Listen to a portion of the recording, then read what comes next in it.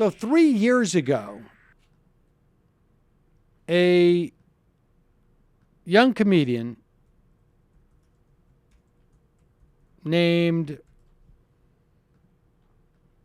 Bartini, Kevin Bartini, was living uptown on the 500 block of 121st Street between Broadway and Amsterdam Avenue. And he found out that George Carlin grew up on that block as a kid. The guy turns out to be a Daily Show warm-up comic.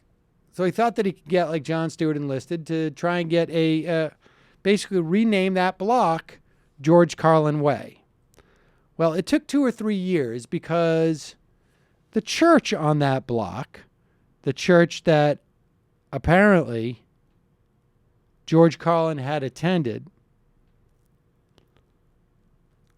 Corpus Christi, the church is called,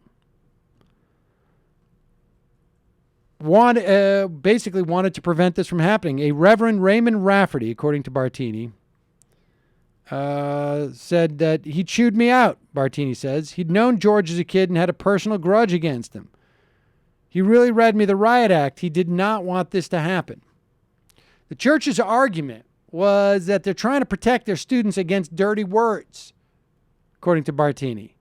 They didn't want students to see the street sign, wonder who George Carlin was, and look him up and be exposed to the themes and messages he spoke about. Things like questioning authority and the dangers of blind faith.